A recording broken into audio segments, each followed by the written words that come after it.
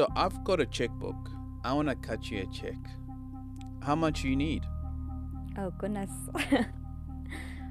Well, And why do you care so much about that? Like the youth or impact for that matter, or the combination of the two? Where does that come from? I've witnessed poverty, and so I think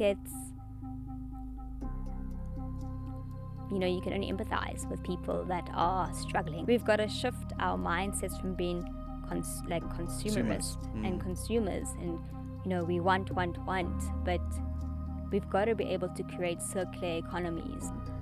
The reality is that if we keep going down this consumerist model, there isn't going to be much left for our future generations. How do you actually make money? How do we make money? Yeah. So Hey everybody, welcome to another episode of The Big Dreamers. I'm the biggest dreamer of them all, and I'm super excited to be joined today by Iman. And Iman, you look amazing, first of all. Thank you very much. And I have to say thank you so much for your time. And maybe let's take a step back and you just tell us your background. How did it all start, Great. So hi. Well, firstly, thank you so much for having me. I'm a big dreamer too and have a big vision and want to create as much impact and business and really change South Africa and the impact that we have on its people and the planet.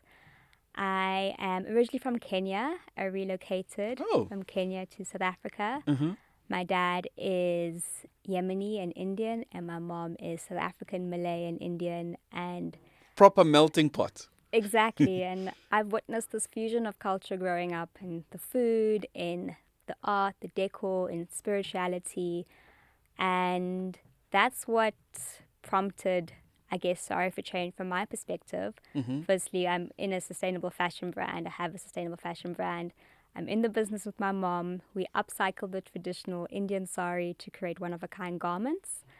And we impact women. We teach them how to sew and stitch, and they become our suppliers.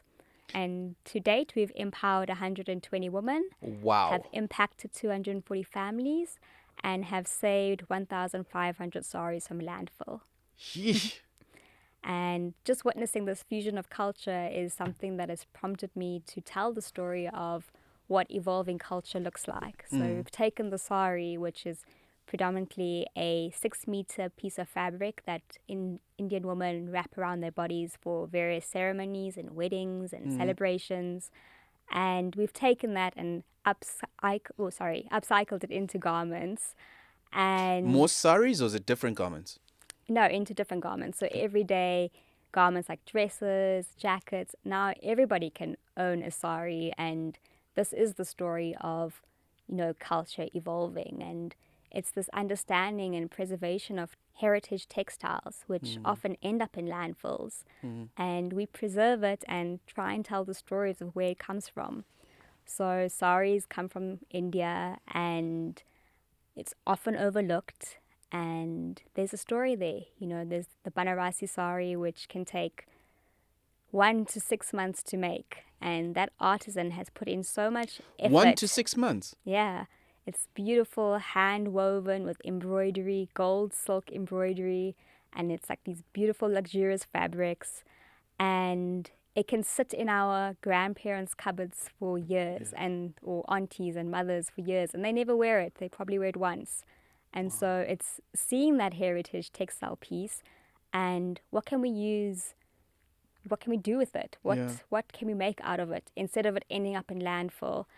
And so that's predominantly what Sorry for Change is about. It doesn't just start with the sari. We also are moving to the Maasai blanket and other heritage textile pieces. And that's because of my upbringing, born in Kenya and seeing this fusion of culture. So heritage is clearly important to you, right? And like you said, you come from a melting pot of diverse cultures, I guess. But if we go back there to the beginning, where did the entrepreneurial bug first bite? Can you remember? Can you recollect? So, well, firstly, Sorry for Change is I'm in the business with my mom, like I said. Right.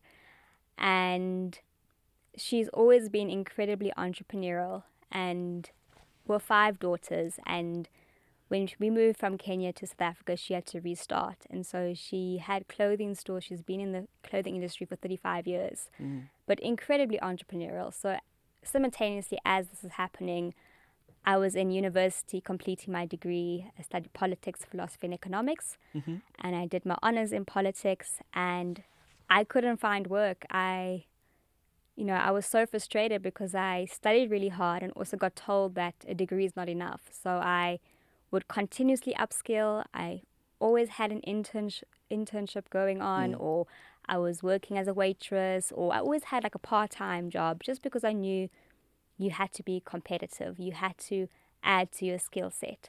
And so when the time came to applying for work and I couldn't find anything, I kept getting rejection after rejection after rejection. I decided, you know what? I know that I've got a God-given talent and I'm creative naturally. And that's what prompted me to start my creative agency.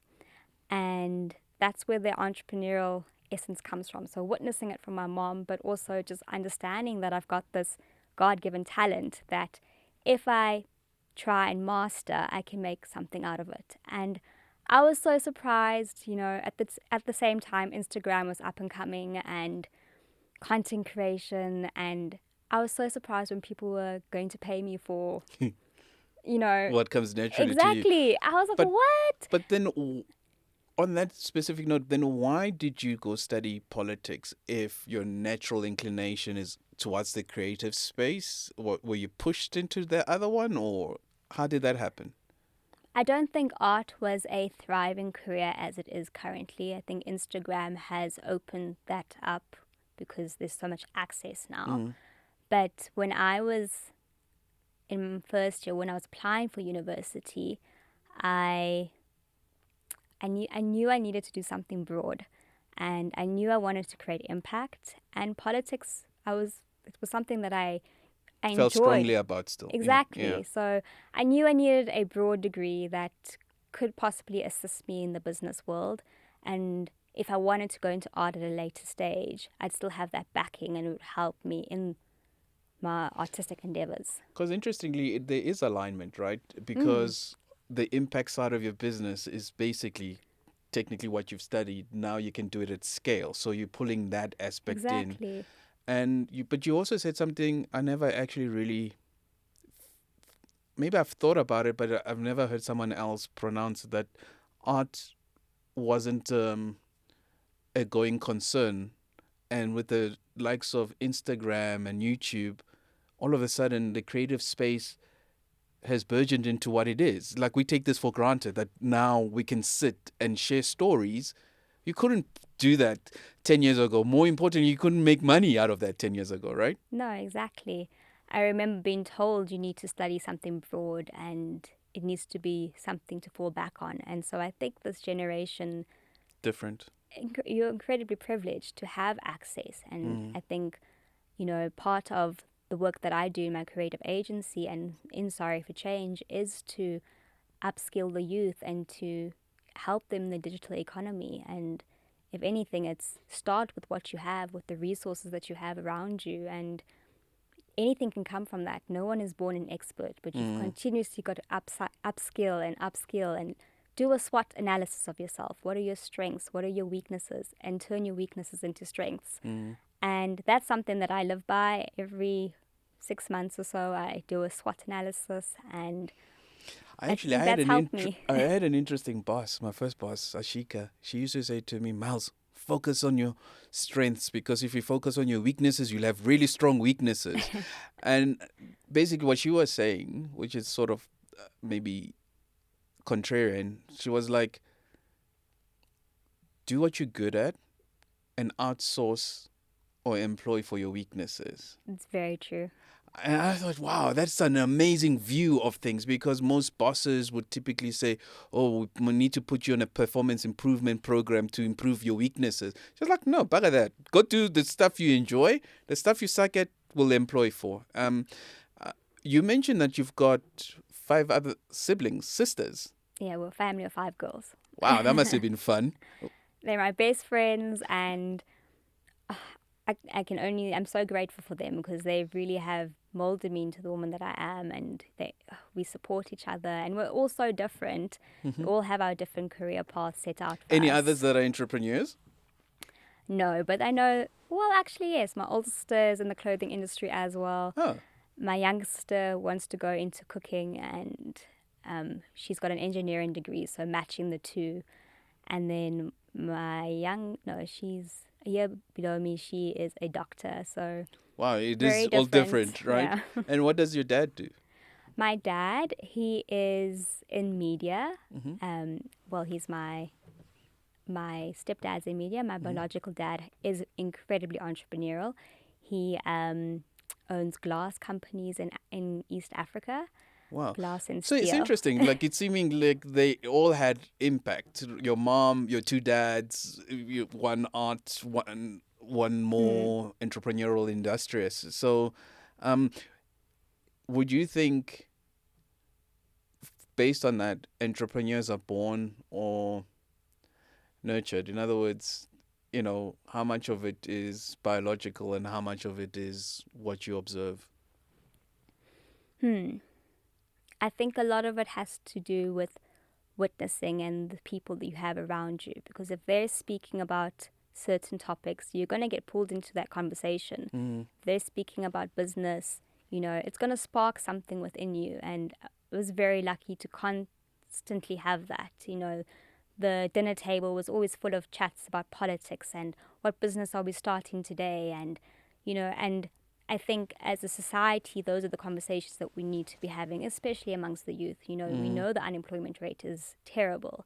Mm-hmm. And so I do think it's not necessarily biological, even though my parents are brilliant entrepreneurs, but it is who you surround yourself with. And I would tell the youth to seek out mentors that speak your language and to surround yourselves by friends that speak positivity and speak about impact. And the likelihood is that you will find your tribe and you'll Mm-hmm. find your network that can spark the vision that you can't stop thinking about. And why do you care so much about that? Like the youth or impact for that matter, or the combination of the two? Where does that come from? I, hmm, I've witnessed poverty, and so I think you can only empathize with people that are struggling. And my mom was a single parent to 4 daughters at the time, and so that's the reason why she started Sari for Change. Was she was at some point struggling to put food on the table for her 4 kids, and she was lucky because she had all this experience from her life in Kenya, Mm. and she knew that the only option she had was to put food on the table and to find a way to do that. And so because of the experience, she was able to catapult herself in the South African clothing industry. And I mean, she's opened up clothing stores all over the world, so she's leveraged that experience. But I understand what it means to survive and to be in survival mode and to constantly hustle. And you can only empathize with, people and their So daily it's struggles. a lived experience. Exactly. Mm. And I'm passionate about it because we connect as humans, and we connect from each other's hearts and from each other's heart spaces, and your struggles are similar to my struggles. And I think if we connect like that, then Mm. we can create a bigger impact and find solutions to the issues that we currently have. So true. So true.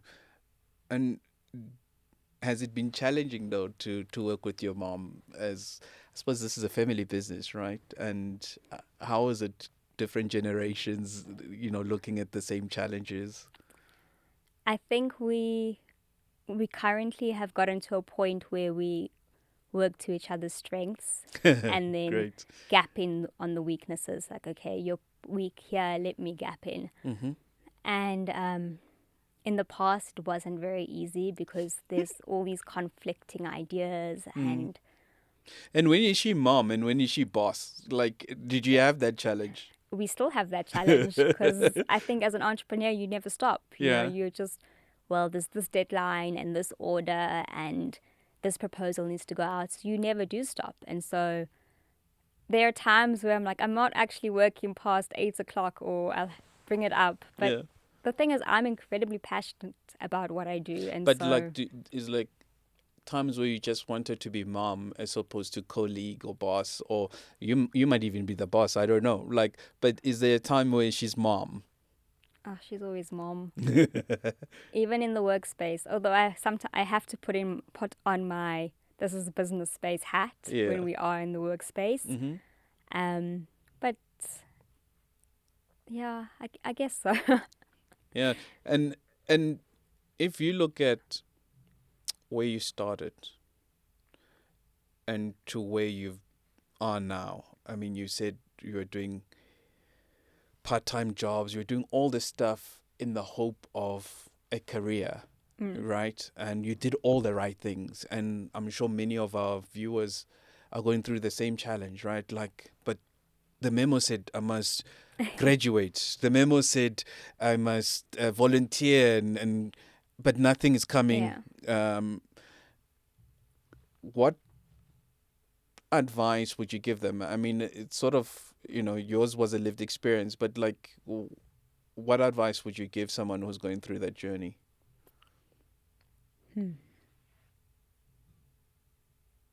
I think it's just to carry on persevering. The break will come. Mm. Um, I can say with Sorry for Change, it's our 10th year actually, but it's taken us forever to get to this point because we train women and we teach them skills, and we're giving them the skills so that they can become self-sufficient, so that they can start their own businesses in Dobsonville or Cosmo City or Yeovil. And because a lot of the women aren't highly skilled, we're finding that you have to continuously train. And so that process takes really long. But going back to the question, is to persevere and to put yourself out there. I think the one thing I regret in my own creative agency is not speaking about the struggles I was going through or just about the entrepreneurship journey. When you say speaking to others, to whom? Yeah, speaking to others and also using social media. You are a personal brand and you need to put your personal brand out there. And I think for a long term, I suffered from imposter syndrome and, oh, it's not perfect because I am a perfectionist. And I stopped putting myself out there. And I think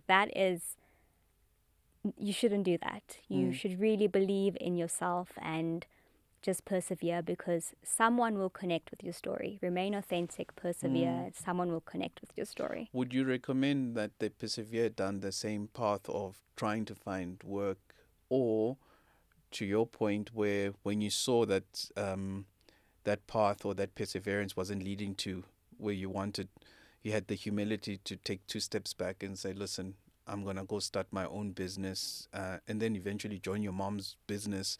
I'm sure, like, how do you, balance those two paths? I think rejection is redirection. And you definitely I have. love that. Rejection is redirection. It's course correction. It's exactly that. Yeah. The thing is, we don't follow our hearts. We follow what society thinks what we should be doing.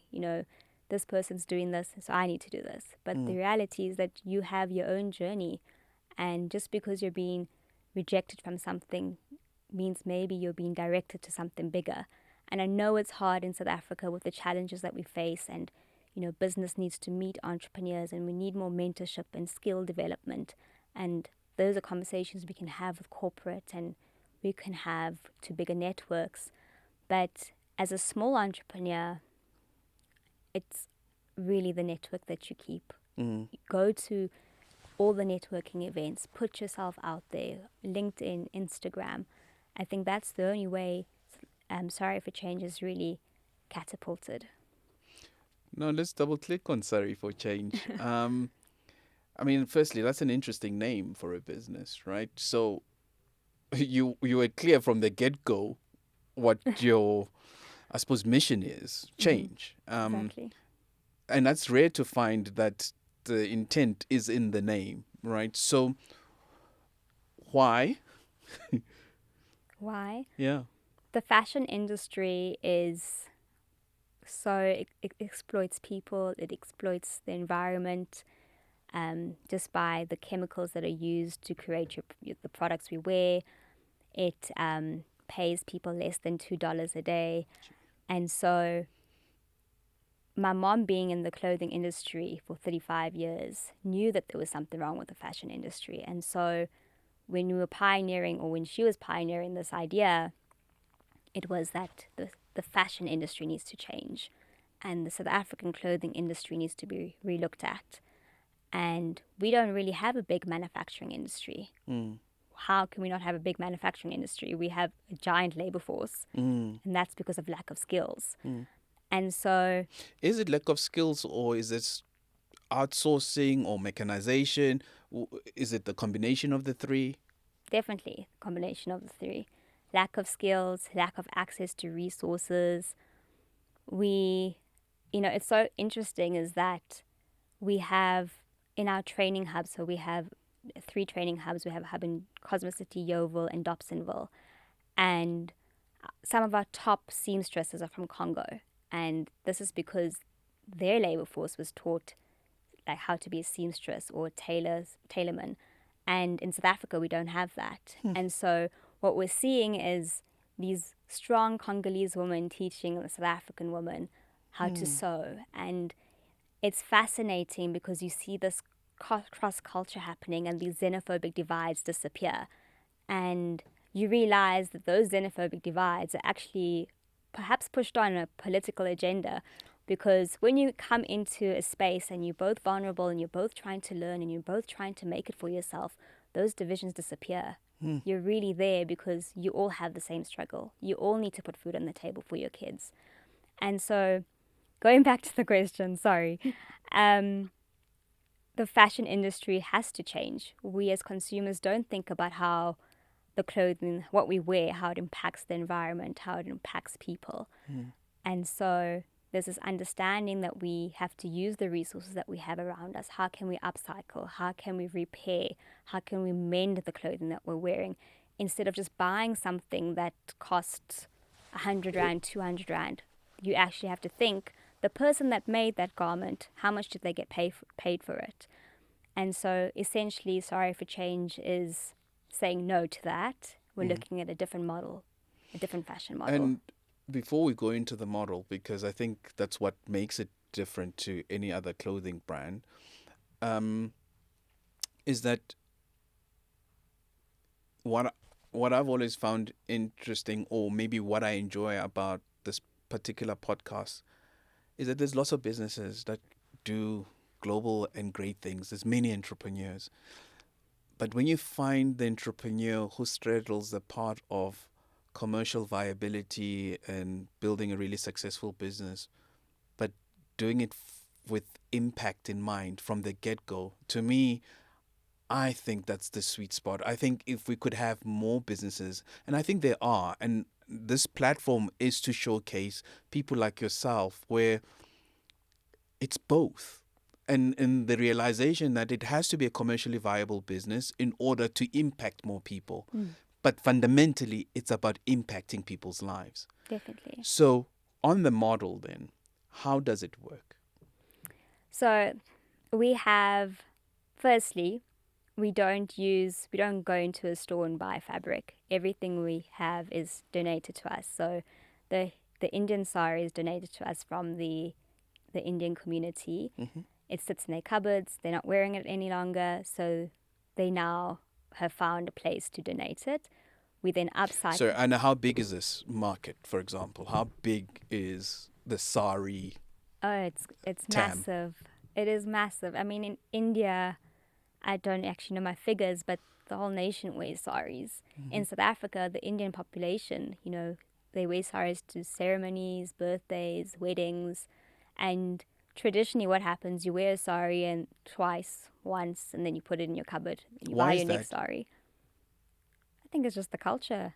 This is what's been passed on to us from capitalism, this consumerist model. You wear something once and what's the next trend? I can't be seen wearing the same sari Exactly. at the next big event, right? And that's essentially what we're trying to put a lens on. We shouldn't we shouldn't have this consumerist nature when we approach what we buy. We should think of the longevity of it and the stories behind the things that we wear, behind the things that we do. Who does it impact? How does it impact the environment? But you mentioned, for example, it's the Indian culture mostly that wears saris. I still want to focus on the model, but I want to park this question to come back to, in that I know you're passionate about cultures as a whole. I find it interesting that there's certain cultures in the world that are very adamant about how they present themselves to the world. No matter how progressive the world becomes, they stick to their cultural norms and nuance, which clothing is a massive descriptor of culture. And I want us to discuss that, especially when you look at some parts of this continent that don't have those, or they've become, they're not leading with, the cultural garbs and stuff as much. And I want to know what your thoughts are on that. But let's come back to the model. So you get the clothing, the saris donated to you. Then what happens from that point? We have 3 different training hubs. So tier 1, the ladies take the sari. They don't have any sewing skills. We teach them basic sewing skills, basic business skills, and they make our tote bags and our packaging material, which we then buy back as our packaging material in our business. We then have tier 2, which is teaching women, more sewing skills, but how to make small garments such as scrunchies and little dresses and aprons, and giving them business skills. And so then we assist them in creating their own home-based businesses in Cosmocity, Yeovil and Dobsonville. Then tier 3 is they producing for Sari for Change. They're now a supplier to Sari for Change, so we buy back from them. So at every model, we are constantly creating a transaction with the people that we're training, so they get paid immediately for the things that they're doing. They know that whatever they make is valued, and I think that exchange of money perhaps drives the hunger for women to carry on the training from tier 1 to tier 3. So do they graduate, should they wish, from each tier? Because obviously at tier 3, they have the ability to earn more. Exactly. But some women are more confident in staying in tier 1, and it's really up to the woman where they see themselves. But what's really fascinating about this model is that everything is gifted to the woman. We actually call this the sacred economy. So the saris get donated to us. We then gift the skills to the women in our training hubs. And what we're seeing is that from tier 3, they gift the training to other ladies. So it's this paid forward model, this domino effect, and it's how the circle keeps growing. And it's become this sacred exchange from the sari to the skills, and like this continuity, and it's really beautiful to see. And going back to the other question, so we're adding to that now. Would that skill set not be done for other traditional wear, not necessarily saris? Yes, 100%. So we're teaching them basic sewing skills. So yes, we're giving them our patterns, but they're free to take on their own clients who perhaps want to use other pieces of fabric. Sari for Change isn't just limited to the sari. We are evolving to other heritage textiles. But it allows the woman this flexibility to start their own businesses, but also have their own clients. And is it sexy for youth or young people to want to be seamstresses? Like, are you finding it in terms of attracting not necessarily maybe middle-aged women who have families maybe a little bit desperate to make ends meet, as opposed to young people who want to go into fashion as a mechanism? I think everybody wants to do the sexy part, but maybe not the skill set side. What are you finding? So one of our training hubs it's in Dobsonville at a school called Tabang Primary. And it's kind of this back to school program for the moms. And so the moms go into the school, they're learning how to sew and stitch. But what we find is their children are also tagging along, also wanting to sew and stitch. And so they're witnessing this entrepreneurial journey within their parents. And it's something that should be of value. It shouldn't be something that's It's a overlooked. skill. Exactly. A Yeah. skill's a skill, whether it's Yeah. been an electrician or a plumber.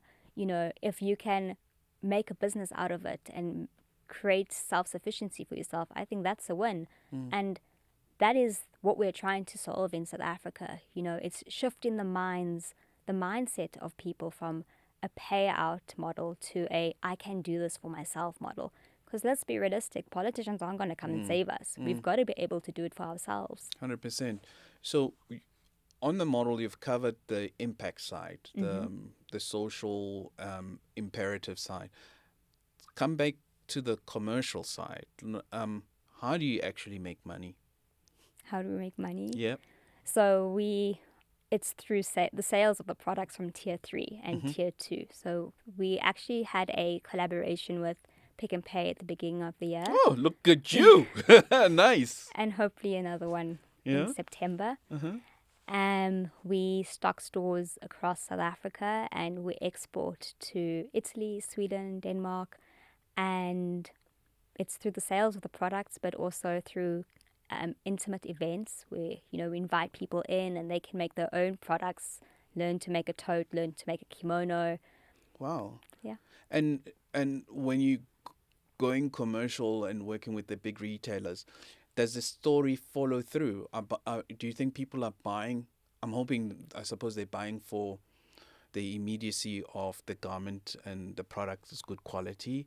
But do you think they also buy because of the impact of the story? Definitely. Or the impact of the story. Definitely. I think a large extent also educating retailers of what sustainable fashion is and what it means to collaborate with a sustainable fashion brand, because they also need to change their model at some point, you know. And I know sustainability is a long-term game. It's not going to happen overnight, you know, 10, 15 years.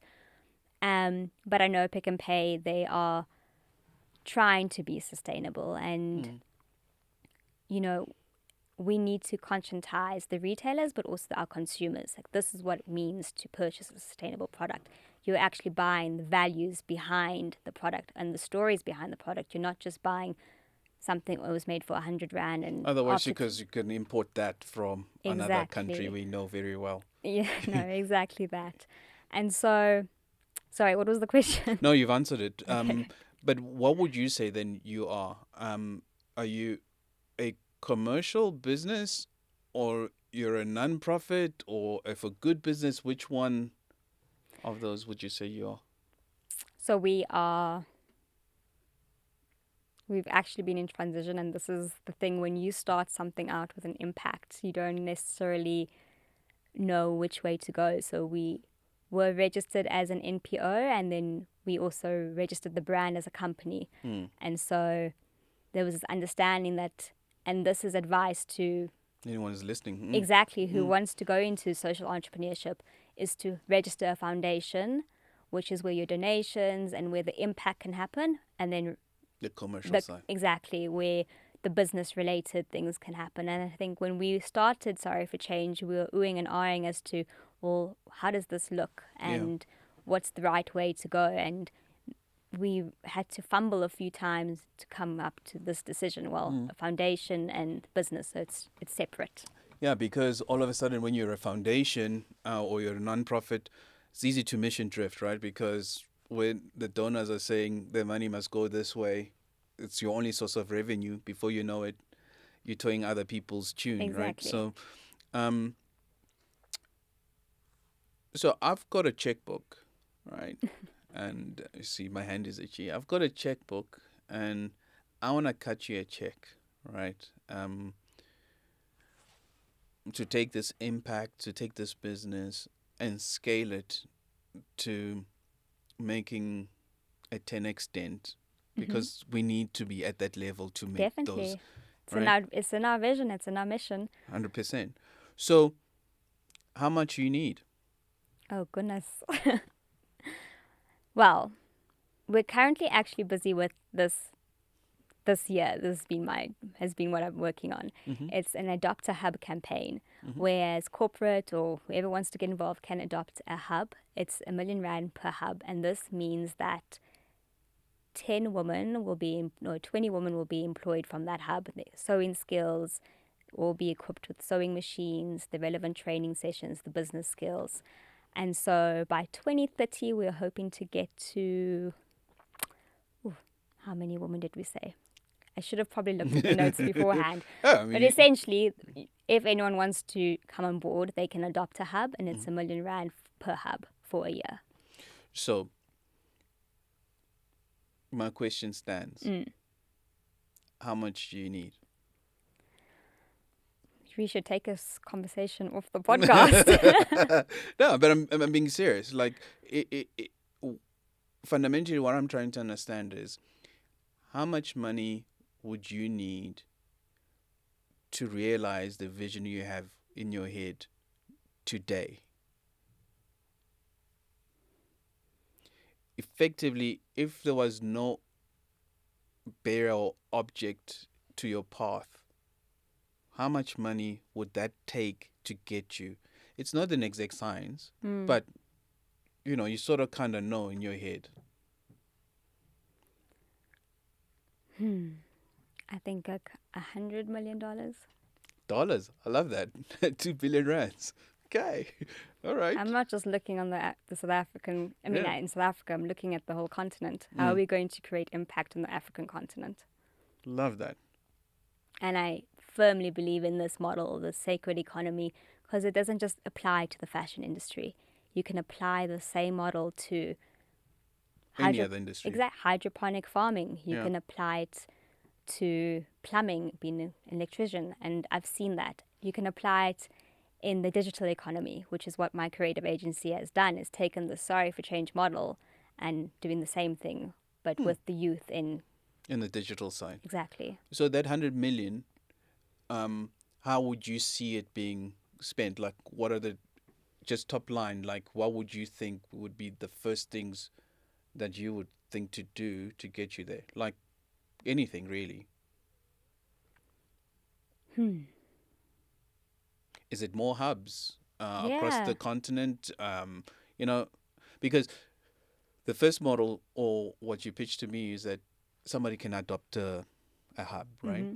But now you're just reliant on benefactors to come in and given the R1 million and hopefully do that.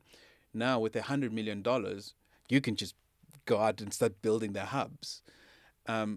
Unless that's not the model, you want those outsourced and be somebody else's responsibility. Well, the idea is that through the model is that people should become self-sufficient. So Right. we're creating the access and these mentorship programs, these hubs that help people with the skill development, but they need to move to self-sufficiency. So it's not like a stipend or a salary that we're giving to Yes, people, yes, right? yeah. They've got to create their own home-based businesses within their communities. This is why, Sorry for Change, we encourage the women to work in their communities, because that idea and that entrepreneurship culture shifts from the household to the church, the community. So, and you then start circular economies within you. You start, what is the word am I looking for? You start consuming with yourself. You start doing business within your community. And I think that's what's needed. Yeah. But to answer your question, I think it also, what I would hope is to create different markets, like open different markets for business to occur. So, go into the Middle East, going into Denmark and So Sweden. market access. Yeah, So exactly. so that someone is acquiring this stuff. So the Is distribution of the products product. that are made. Is there not a catch-22 here in that as you scale and you make more stuff, you're creating more stuff, which is essentially what you are sort of trying to, Very good point. yeah. I think because everything is made from recycled material. So the base is good. Yeah. And we also create seasonless and functional items. So seasonless, you can wear from summer to winter. Functional, the kimono, our best-selling product, can be worn as a beach cover-up, can be worn for an occasion dressed up, or can be worn as a robe or over jeans. So it's this multi-purpose garment that you can continuously wear. And so I think that's also the key selling point, is to always create products that are functional so that people will keep it rather than throwing it away. The other thing is you can buy back. What about buying back products? And so that somebody else can take ownership of the product and take ownership of that story. So it's not just the person that wore the original sari, then the person that bought the kimono. There can be a third person that buys it back. And so that continuously occurs, and maybe it's, we add an addition to it, and it's not ending up in landfill, which is essentially what the fast fashion industry does. You wear it 3 or 4 times, you chuck it away. Which then maybe will take us quite nicely into that conversation about cultural norms, right? What I found interesting about fashion, it's very similar to food. There's an excess supply and excess demand. It's the weirdest problem. There's enough on one side, but the demand is big on the one side, and the two aren't communicating well. In other words, you've got people who actually need clothes, yet we're throwing clothes away, right? It's the most perverse problem statement ever. So how do we resolve that? And I think you're doing your part in doing that. So that's sort of obvious. But is it not also starting to change people's cultural norms? 100%. Yeah. We've got to shift our mindsets from being consumerist and consumers. And, we want, but we've got to be able to create circular economies. And by circular, I mean, the point about the food in the restaurant industry. There's so many people that don't have food. How are we not collecting food from these restaurants and actually giving it to people that are struggling? How have we created systems that are prioritizing people making money versus the shift is, how can we impact people? But isn't it because the system is designed in that way, Exactly. right? So we've got to create an alternative system. And this is why I think circularity is the system. But does it hold up? Like, for example, one of the things, I actually do some work in the fashion industry, believe it or not. Long story. But it's because it's very similar to food. It faces exactly the same challenges: waste, oversupply, climate impact, and all of that. Food, in fact, we even share the terms. They've got vegan leather, we've got vegan food, like fast fashion, fast food. Yeah. It's exactly the same. But what I found to be true on both sides is that, especially millennial, Gen Zs, and maybe even Gen Alpha, everybody says, no, we must do better for the climate, for the planet. And therefore, the polluting industries must do better. But what those same industries discover is that even when they do better, the same people speak with forked tongues, in that they're the same ones who buy the fast stuff at mass at $50 because maybe that's what they can afford, or socially with media and all of that, that's what makes them relevant. So it's cheaper to buy from, I don't want to use names, but at the same time they say we want people to be planet positive. So I guess to summarize it, I think there's a do-say gap or a say-do gap. They say one thing and do exact opposite. So how do we fix for that? Because the same people will buy the extremely cheap stuff. It's the same as how, South Africans would rather support Louis Vuitton rather than supporting South African brands. But I think it comes down to... As I know, you've got one. Yeah, exactly. But this was gifted to me. It was gifted to me. Well, to your question, it definitely starts with a shift in mindset. And you have to prioritize what's important to you and think about where the world's going to be in 10, 20 years' time. The reality is that if we keep going down this consumerist model, there isn't going to be much left for our future generations. What world do you want your children to grow up in? Do you want them to grow in a city that's full of pollution and where the haves have and the have nots don't have anything? And so I think it comes down to a level of awareness and understanding that you as a person have the ability to create change by what you purchase. And that's what conscious consumerism is.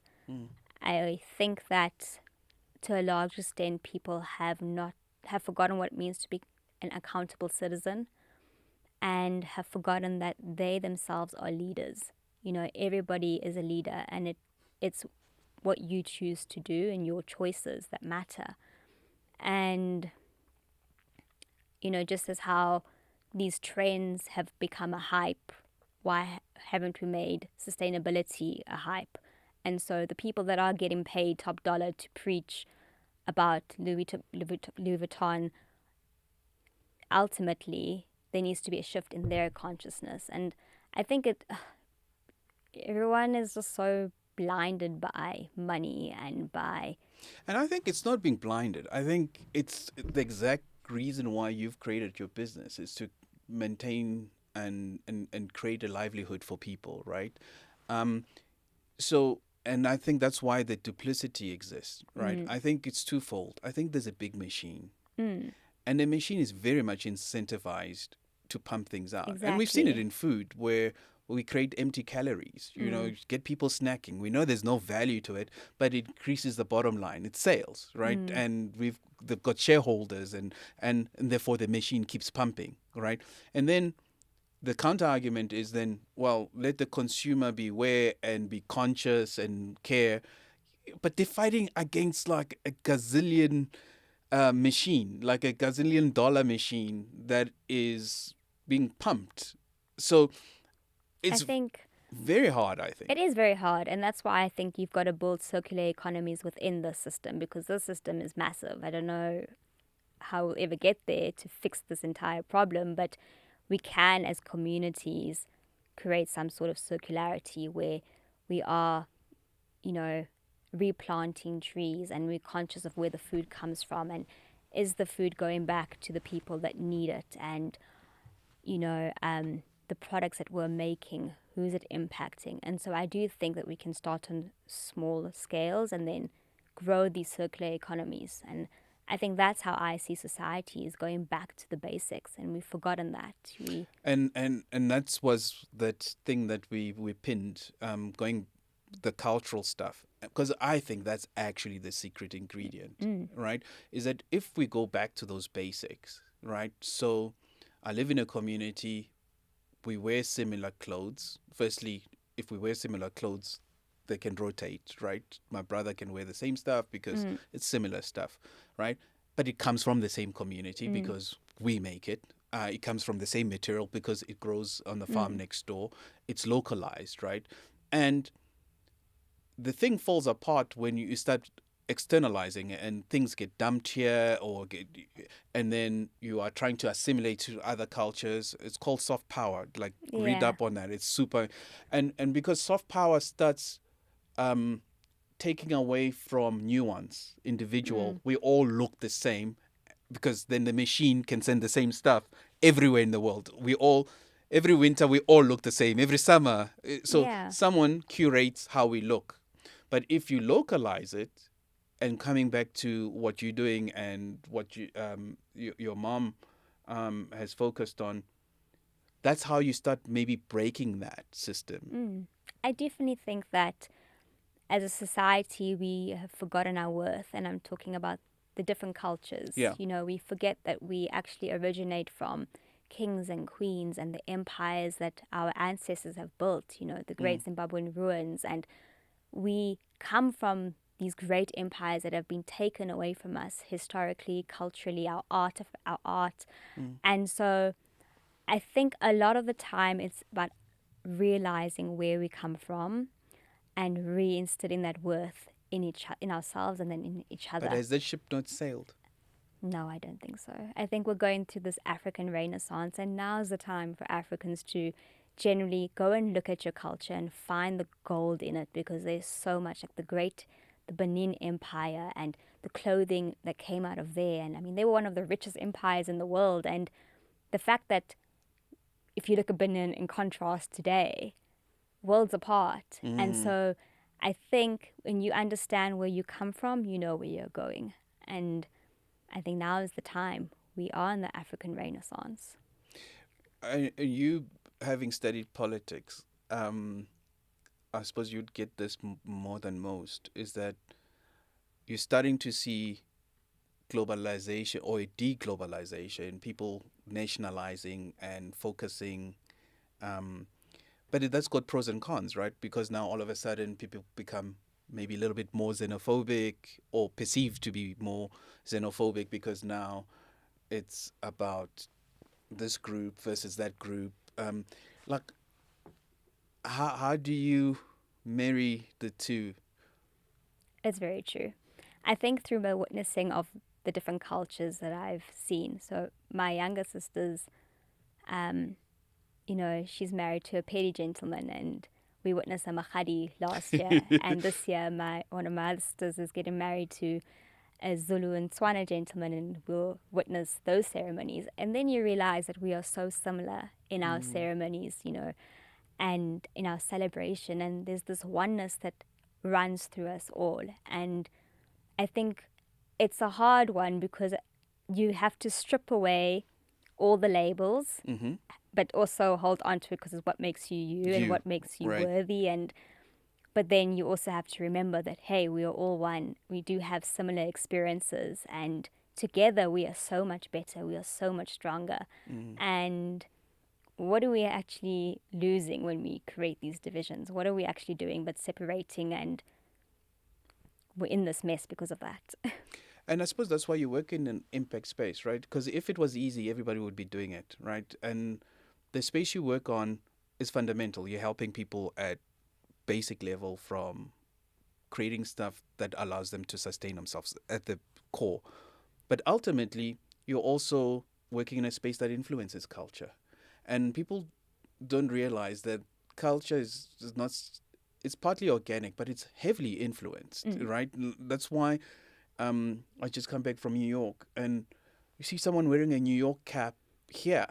And to me, it's like, why isn't it an Alex cap, right? Because that New York cap seems like just a cap. It's a fashion thing, but it isn't. It's a systemic way Definitely. of conscientizing you, or Like, oh my gosh, I must have that. yeah, and it's an exportation of culture, Yeah. right? So now all of a sudden, you start off with a cap, then you're listening to hip hop, and then it grows.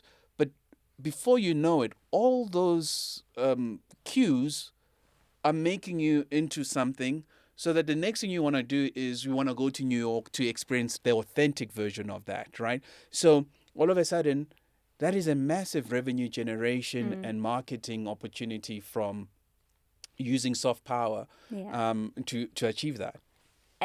Again, it comes back down to personal brand, and essentially every business is a marketing business. It's, what are you going to market that's different and that attracts people, that's authentic, that tells stories of where you come from, and speaks about these lived experiences. And if we're going to shift away from the I love New York model, then you truly have to believe in your product and market it and wear it and believe in it. And I think as Africans, we need to Start with us. And start supporting one another. It's the only way that we'll grow. And the reason for that, by the way, is that there's many podcasts, right? I'm hoping someone will watch this, and that's why we don't give you the brief. I'm hoping someone watches this and resonates so much with what you're doing, and they actually, it gives itself a call to action that's benign, but No, it's definitely. there, Yeah. right? So, and also, it forces you to think things through. No, definitely. I think as brown people, and as someone that has been in survival mode or has understood it, have seen it, we shy away from large amounts of money. Yeah. And so it's having to change how you approach money and not actually to be scared of it. 100%. And that is something I've constantly been thinking about and changing and working through, because you deserve so much. And And it's not like this is for a yacht. What you are doing, if it achieves scale, it solves fundamental problems. yeah, You know, I speak to entrepreneurs all over the world, and one of the things I found, particularly from the over the world part, is that firstly, to your point, they don't shy away. They put real numbers, yeah, right? And some of them work on what they think are hard problems, and okay. uh, ending hunger is a hard problem. no, it isn't. Hey, I don't think so. do tell. It's the way our system's created. Why are we not planting vegetable trees and fruit trees on on our, what is it, our highways or in Yeah, like in suburbs? Kenya. Why aren't we doing that? Yeah. And that way people can pick the fruit that they need, the vegetables that they need. It's the way we plan our communities, and you create access for everybody. There's more than enough on this planet, but there's a bunch of elite that are like, well, actually, we're going to capitalize on it, and we're going to make sure that this community doesn't have access to it and make it so hard for them. That's why we're in this mess. 100%. Couldn't agree with you more. And I think as we wrap up, when you go to bed, right, after a long, grueling, and exhausting day, like, what would you say in, say, 10, 15 years' time, you see where Sari for Change would be? 10 to 15 years. I should have looked at the notes of my pitch deck, because that's what I've currently been busy with. But in 10 years, we hope to create, I think it's 50,000 jobs. That's through Sari for Change, and to be a distributor of sustainable fashion, not just with the sari, but through other heritage textiles. So the Maasai blanket, the Malaysian, Indonesian fabrics, Cape Malay fabrics, and actually tell those stories, and obviously all the South African fabrics as well. Do you know something interesting, that South Africa doesn't have its own fabric that's unique to us? Do you know that fabric actually gets printed in China? We don't have our own fabrics, even though we do, sutu and kosa, but we don't have something that's printed in South Africa and created in South Africa. So wow. I found out the other day, I don't know how true this is, you can fact check me, that even the shwe garment is actually not only is it not from here, it continues to be manufactured, I think, in China. It's very true. So there's a whole culture that identifies with the shwe, but it's not even ours. Yes, exactly that. And so that's true. It is true. And so to create textile that is fundamentally South African, that looks at uniting South Africans rather than creating division. And then hopefully the model... Why then do you think, for example, the Indian community have mastered that? Is it because there was a lot of them? So Sari just was natural to go down that path? Or even the Maasai? Like, why do certain cultures seem to have nailed it and others not?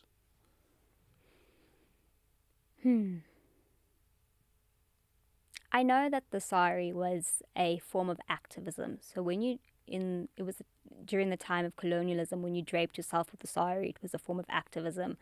It was, Britain coming into India. And so you draped yourself in this piece of cloth was a form of activism, and it was sticking What was to there your before? roots. No, it was there, but then there was this shift to moving into suits, and so it was like, we're going to hang on to what's ours. And it symbolized... Anyways, back to my point. I think that your textiles symbolize worth. And if I look at the Maasai blanket, why it hasn't disappeared. If you look at the kanga, which is from East Africa, and it's like this beautiful blend of Arab and Indian and East African culture that comes together. It's called the talking textile because it's got these proverbs and it speaks about the political context or social Wow. context. And it's a way to preserve history. It's like this snapshot and things that are so relevant today that ancestors passed down to them. Yeah. And so I think, what was the question? That why does it seem that certain cultures have mastered holding on to They understand the significance of it. They understand that there's a story to tell and there's a story that needs to be passed down, and that, again, back to basics, those things that really do matter. You know, indigenous people know how to cultivate their land, and they understand that those stories are going to matter in how we formulate future systems. And I think other cultures have probably lost it because they lost their identity. They don't know where they come from, or that story hasn't been told, or That's super amazing because again, that's exactly the same as food, right? Like mbambara nuts, all these indigenous superfoods got demolished by Western Exactly. crops, or monocropping, the corn and so forth. So, but by doing so, you demolish identity, you demolish indigenous products that were worked with that soil, for example. Yeah. So you could keep growing it because the soil and the plant were in alignment. And all of a sudden now you've got soil that's not rich because the nutrients get sucked out by. Exactly. And before you know it, you now have to import food because, but also because your food is no longer what you grew up eating or the indigenous stuff. I could argue then culturally you've changed as well, and so forth. So it's the two are so similar. Definitely. And I think this also is understanding that culture is evolving, but we can't forget where we actually come from. We understand that there's this shift in identity, that there's globalization, but what does it look like when it's together and when we're learning from each other and saying no to things that are not good for our bodies, for society, for people. And it's definitely, in a way, it's activism, and it's turning everything on its head. And we must, as impact-oriented entrepreneurs. And with that, Iman, I know you and we can talk on this forever, but beyond talking, I think we are acting as well because talk is cheap. So I'd like to say thank you so much for your time. I mean, this conversation has been both enlightening, enriching, and I can only wish you nothing but success in your journey. And 10 years from now, you set out those numbers. So we'll be tracking. Thank you. Yeah, thank you so much. Thank you very much. Guys, with that, awesome show. Yeah, sharp. Bye.